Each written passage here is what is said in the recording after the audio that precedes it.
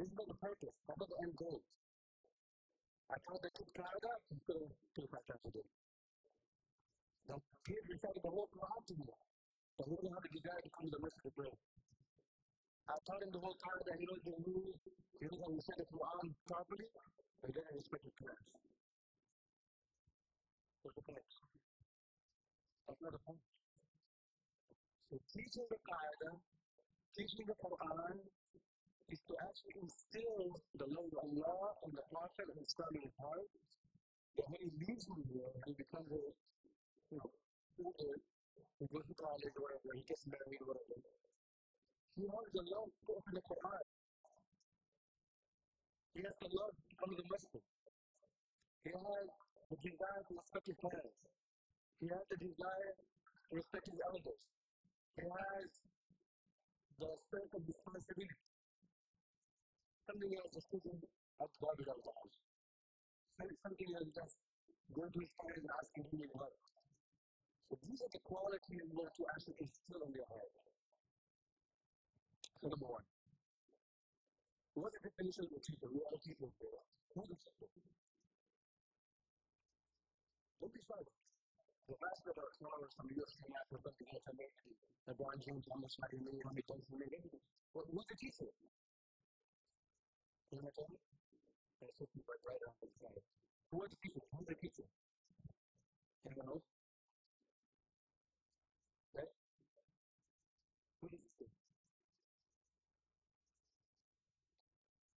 A teacher is a person who teaches another person to teach. A teacher is a person who teaches a student to be a teacher.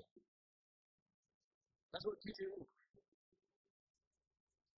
If I'm a teacher who teaches people how to drive a car, that means I'm making you a teacher for the next person. Exactly the way I drove the car, that's exactly the way you will drive the car, and you will be able to teach the next person how to drive the car. But I can also come up and just tell them everything about driving. I can tell them everything about driving. But then when you go and sit in the car, what do you have to do? You put the whole time you got to sit on the brake without moving. The same thing with God. For Islamic studies. What are they? We have to teach the students in a manner that however way we are teaching, whatever method that we are using, he or she should be able to replicate and imitate and teach it to the next person. That's the whole purpose. So we have this book. This is just a book. And it says, Qai'dah made easy. So we will work on it. We'll everything except for that. But the purpose of coming to this book, I will come here and just go with you for you and the faith. Because we know the one is literally like 1 hour. What is learning the information of the book? I can ask you, did you study history? Did you study math? Did you learn it? Yeah, I learned math. I learned science. I learned history. I learned it. That's not the actual question. That's the wrong question. You can learn all the math you want. You can learn all the science you want. You can learn all the history you want. You just memorize information. That doesn't do anything in your life. You learn all the math in your life, and I can't do to the measuring table and measure a door with how to do it.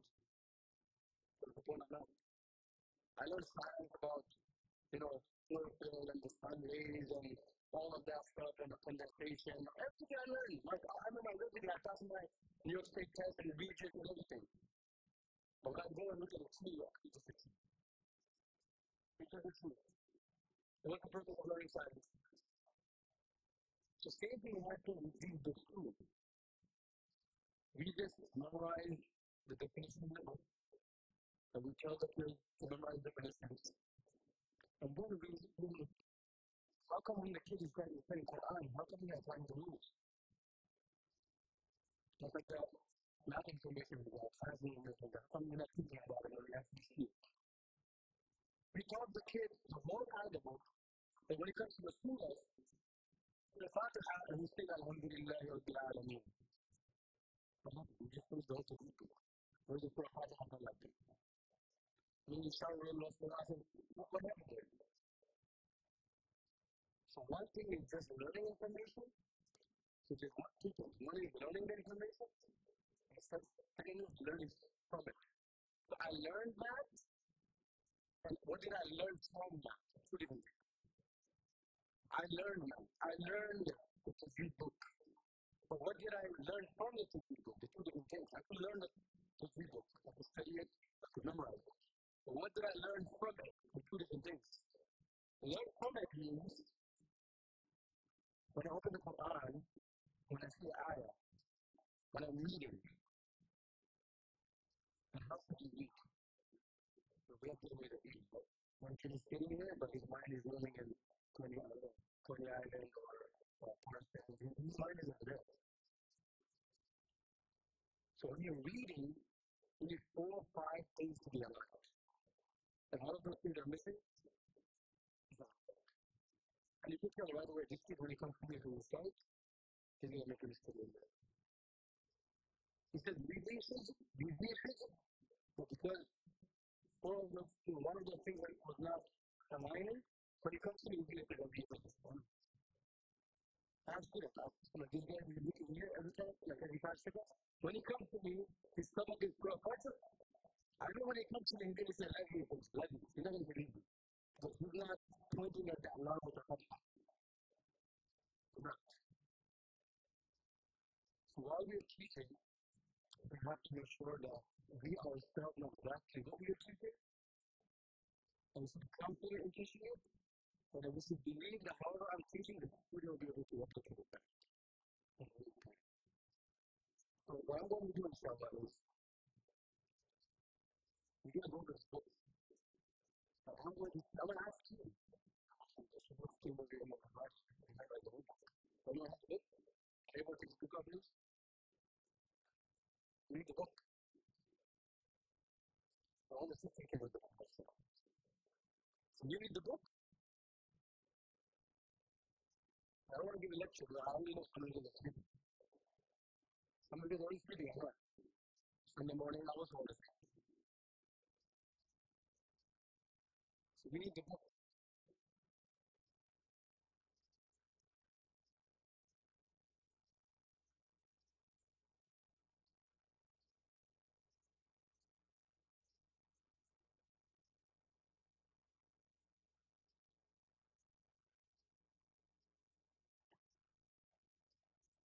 Because the best way to learn is on the job. So with someone who knows how to do the job. But back in the days, if someone wanted to be a doctor didn't just come to me to like $20 lecture over him. If you want to be a doctor, can you please? Grab a knife, see the body cut. He took his hands, he held his hands, and like, cut it. The guy probably didn't know what that knife was called. He didn't know exactly what body part it was, because he knew how it looked. And he knew this guy, he grabbed my hand, he can't do it. And next time the doctor is here, I know exactly what to do. Because we was practically on the job learning how to do it. So many times we hear lectures, we do training classes, but we don't really implement what we're learning. So we need to learn while on the job, learn that while on the job. You know, blacksmiths, you want to be a blacksmith, the blacksmith is going to give a lecture to the student about how to be a blacksmith. So grab the axe over there, grab the knife over there, grab the hammer, start hitting that sword. Start hitting the metal, you'll see. The same thing here. So if we were to teach kids just on a part, how do you usually teach it? Can anyone tell me? How do you teach it? Just like that, YouTube kind of stuff. Again, I'm a 5-year-old kid who's doing nothing. And the only thing I know is ABCs. I mean, bad, bad. I don't know about bad, I don't know about deep, like that. So how do you teach me these things right here? Page 5, the letters. How do you guys teach? So you just take all of the letters at once? How do you do? How? Okay? Like, tell me exactly when it comes, how we do that. How many times, role plays, 3 letters,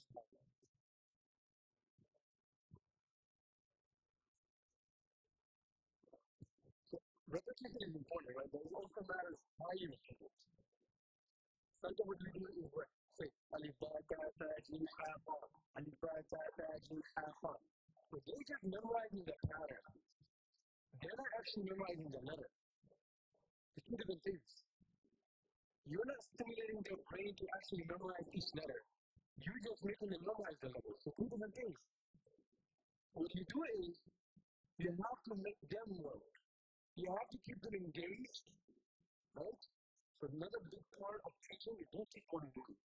You only have like 45 minutes. If you have like 10 to 15 students, you're only giving every kid 3 to 5 minutes. No.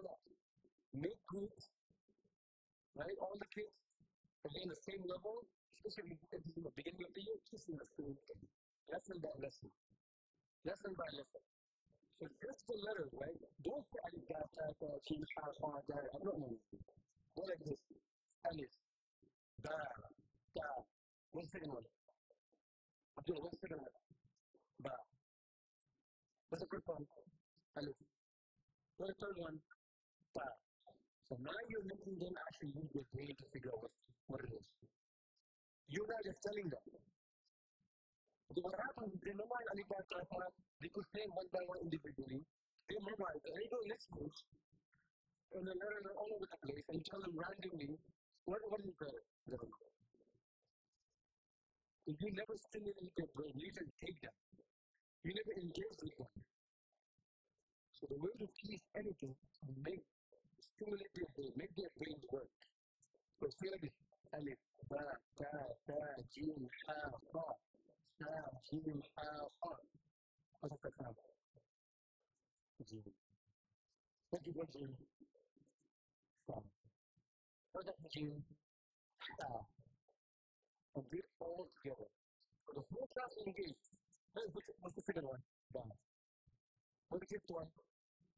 Right? Jim. What's after jim? Ha. Question.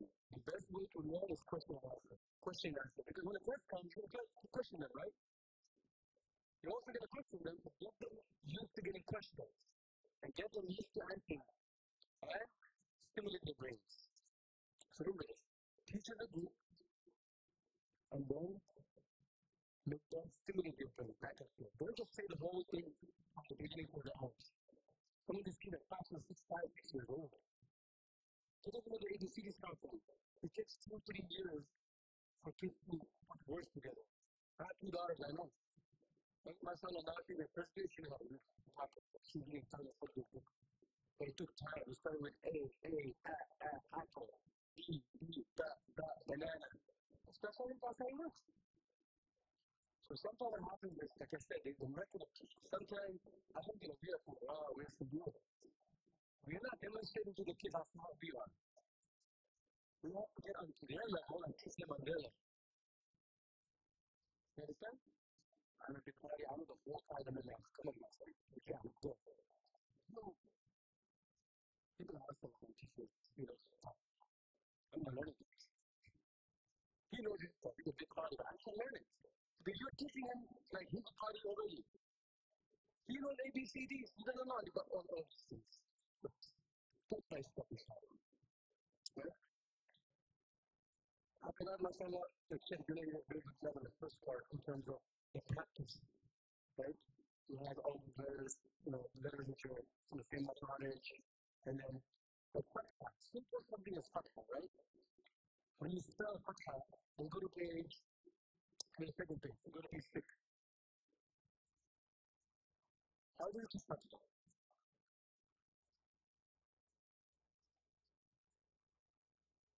I mean, it's simple. We're not going to say that, like it's being careful. شروط الشيء اللهم يجري بغير رمضان. Repeat. What do I say? I say again. شروط الشيء اللهم يجري بغير رمضان. Say it. So how come there's a repeat? I told you. Repeat it. Same thing, that's what the kids feel when you try to make them think the whole Alhamdulillah Bismillah on breath. You don't know Arabic. But you know Arabic, you're a party, right? But when they knew, that's what they did. What do you say? You know, the funny thing, I remember this I'm Mangari, I don't know. I remember this today morning, and I had to listen to the audio at least 20 times. But I was feeling it all the time. Hindi ko siya Allah na may hindi corona mo ay tumatay mo. What in the world? So when the kids news, Pastor Anton, hey guys, everyone, أعوذ بالله من الشيطان الرجيم.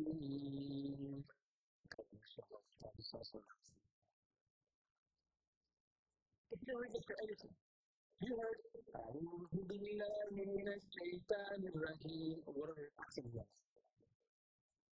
You did not clarify for him step by step.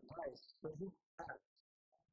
And then, ooh, don't forget about the rest.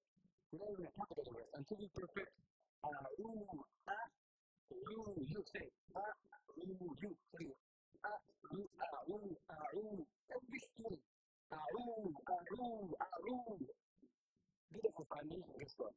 Rest of your life, when you see the eye, you're not going to say, when you focus on the eye only. So you need to focus, and that, especially when you know, like, don't see the kids will make. That is that. Don't say the whole thing, no. Just say the you. Tip of your tongue, and see the edge of your upper tooth. Is that you. Just do that for one day. In the beginning, it's hard when you build the building. Because man, like, I'm going to see, like, the construction site, for like 1 year, you'll see it coming up. 1 year. So for 1 year, they're working on the foundation. And after they do the foundation, like, after like a couple of months, you see like 3 or 4 floors built away. What in the world? I walk up Korean sometimes, and I come back from vacation and see building. For the whole year, I'm like, you're not doing anything, man. You just see some walls, I don't see them doing anything. But all the plumbing work, all the cement work, all the foundation being built in that work area. So you have to speak to the parents too. As little kids, they go to public school, 3K, kindergarten, first grade, and some of them still don't know how to read. They still don't know how to read words. And then they come to you after 1 week. My son, mashallah, he read the whole book, already 2 weeks, 2 times. And then you can start out on that.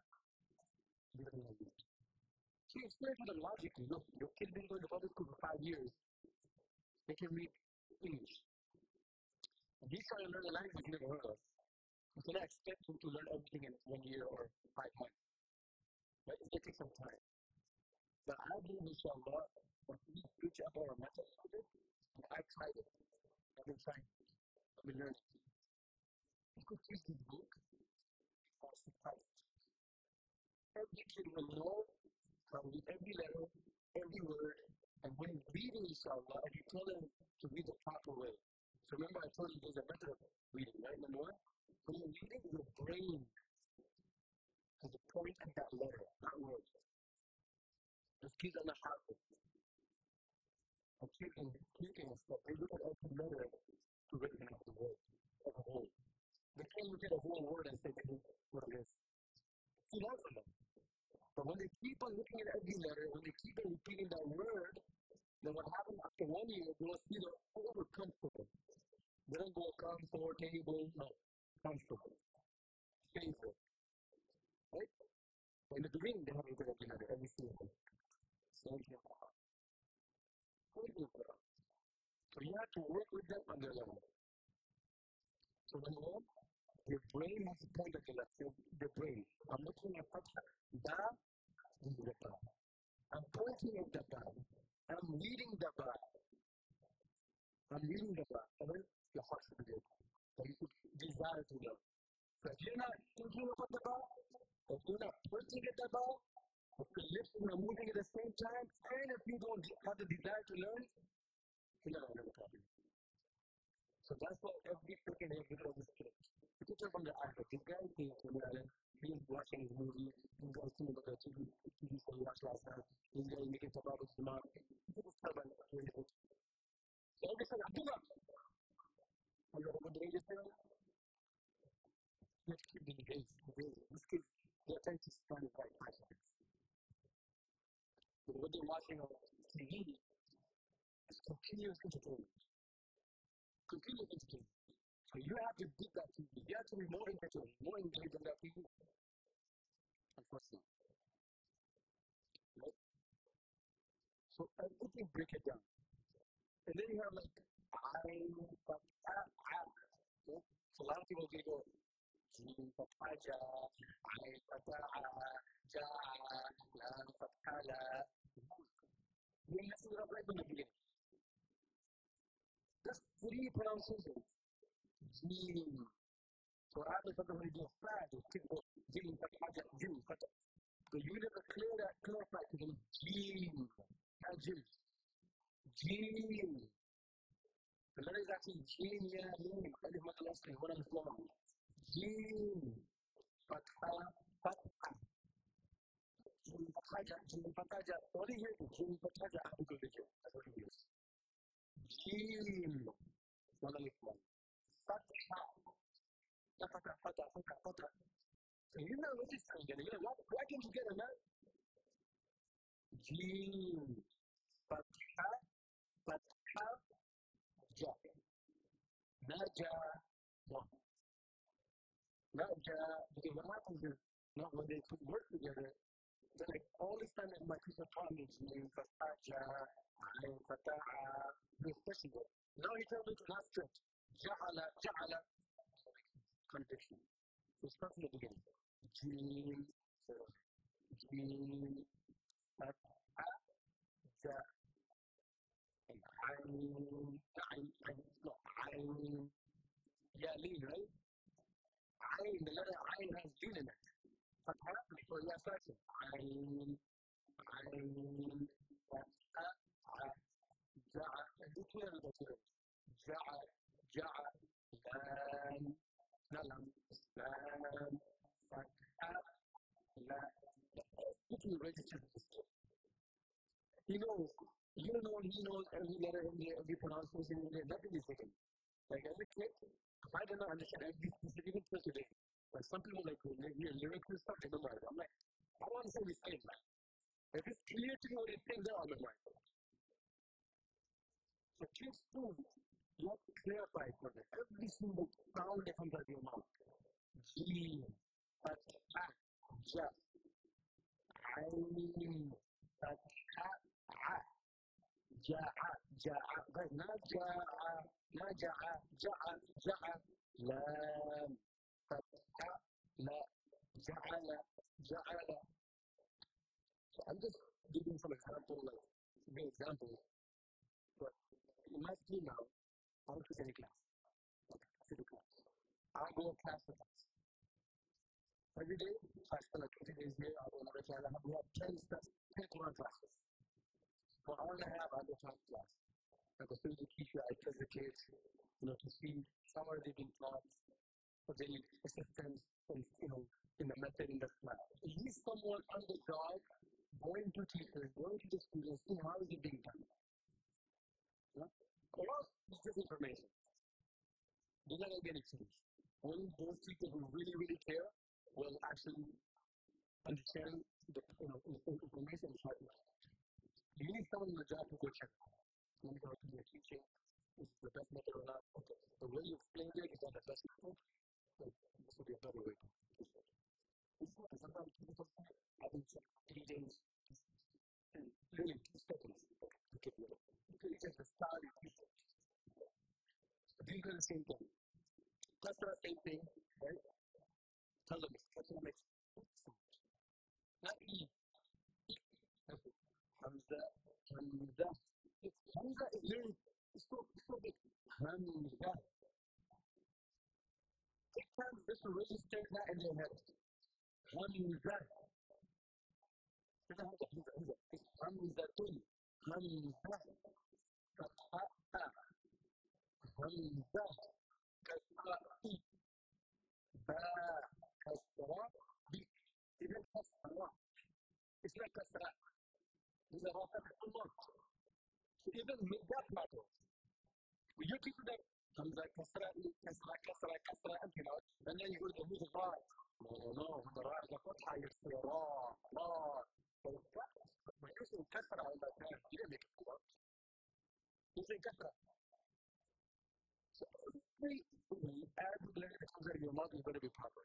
Kasra, Hamza, kasra. Right? When you break it like that, then you work out when you make the building. Because we have all the parts. We have the screws. If I want to make a car, I have a screw. I have all of the parts of the car. If I just start throwing them at one pole, like steering wheel, wheels, what the car can be built, I have all the parts. I just throw it in one place. Keep throwing. The car can be built. You need to focus on every single knot and bolt and wire, and then you will see the car done. Page 9 is very important. You should recognize that the letters are the beginning of a word, middle of a word, ending of a word. Right? Also, you guys should have milestones, checkpoints. So the page finishes, let's say, the combination of letters. The teachers exchange students, so these guys finish 5 pages. You guys remember something like that? What do you do? Right? Okay. So I'm talking about milestones. Every 5 pages, every 10 pages. So first of all, so the teacher finishes the letter. So the teachers will exchange you make partners. You kiss my student, I'll kiss your student. Right? And then like that. So everyone knows my foundation second balance. And there's one standard in the whole school. You need one standard, high standard, low standard. And then maybe if you do the big test, you get a certain one. So after they figure out the harakat, one test. After they figure out the mafarij, one test. You need continuous testing. Right? This is also nice page 15 with 2 letters, not 3. So something will happen with kids, it's too fast for them to go 3 letters. So, but usually when you start with 2 letters, which is great. Okay.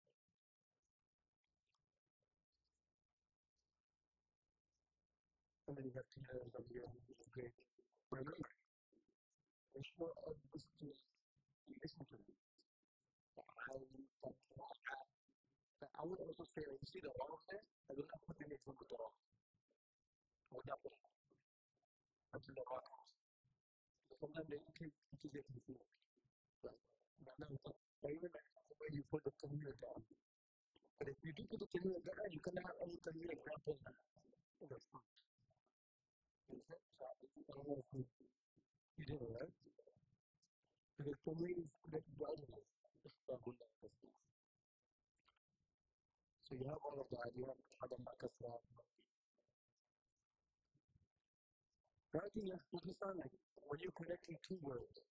Sometimes what happens is kids, when they try to connect to the second word, they kind of stretch the Qai'dah Makasra. So they'll be like, كيف فعل ألم ترى كيف فعل they're pausing in their head but they're stretching the Qai'dah. ألم ترى كيف this and this letter to that letter, you're going to jump quickly. Okay? ففعل. Just like you learn over there. فتحة. So, كيف فعل. كيف فعل. So these are the things you have to notice. Like this, if they make these type of mistakes, I have to make sure I focus on that part. كيف فعل. كيف فعل. So make sure you also focus on how you transfer from one word to the next one. Usually people make a mistake over there. Like they finish the whole paragraph, and then they go to Quran. You guys know this. The majority of the time, they're stressing the last letter of every word. Right? ألم ترى كيف فعل ربك بأصحاب الفيل. So you have that part. Jazan, people keep it different ways. The jazan part, some people they teach the letters first, they'll be like, for example, over here you have ta, hamza, fatha, ta. Okay? Some people say ta, fatha, ta, hamza, sakin, ta. You could do it like that, but it's different. So I think the simpler way is, if you want to break it down for them, yeah, to say, guys, you guys learned it, and it was fatha, so ta, fatha, ta. You connect them to the hamza, ta. Those are teaching sometimes, but you can get small points. How about it? Oh, the first year. Okay, I'll do the first one and come back for the other years. So, also teaches like even sometimes like the Quran, you have alif and lam and all those things written in the middle, and then if you read one is times you, he sees the line, how come I'm not connected to it? Right? One is times you, so you have to tell them, guys, and this comes from the teacher.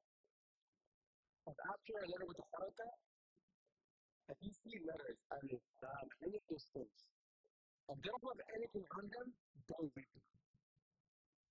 Because after there's going to be a letter with a rhythm of the speed. Connect to that one. Keep that in your brain. And after a letter with a haraka, that's how I'm not concerned. If there's anything line up, don't read them. The next letter which has a tasdeer or a rhythm, connect to that one. Stand feet. Right? One look already, the line with the rhythm. That's when you connect to that. No.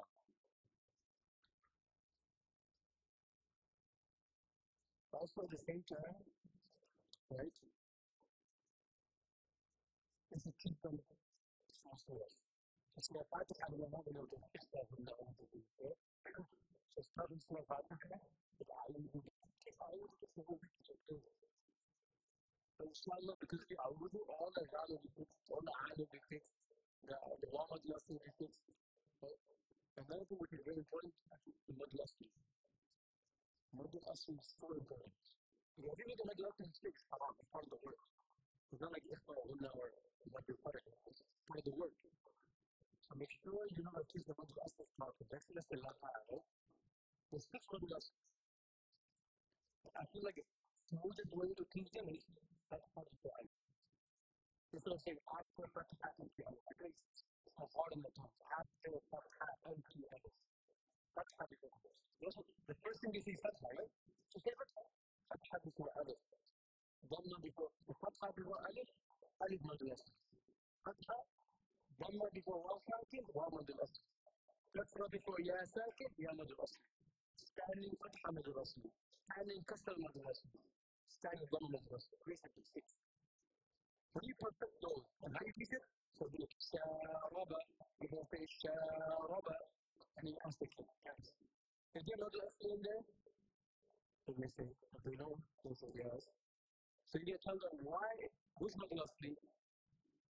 They're going to say, Alif Mad Al-Asl. So you're going to ask them, why is the Alif Mad Al-Asl? You have to clear for everything to them. That's the end of it, okay guys? Let's stretch your one on the phone. And then someone else comes like, where's the Mad Al-Asl? What do you stretch the sea? Why do you stretch the sea? Because it's full of the foot. You never clarify to him. Sharaba is, there's the Alif Mad Al-Asl in there. There's the Alif before the Alif. Why is the Alif Mad Al-Asl? Because there's a Fatha before Alif. What do you stretch? The Alif. Now, everything is clear. Same thing with Yahidu. Yahidu. What's Mad Al-Asl in there, guys?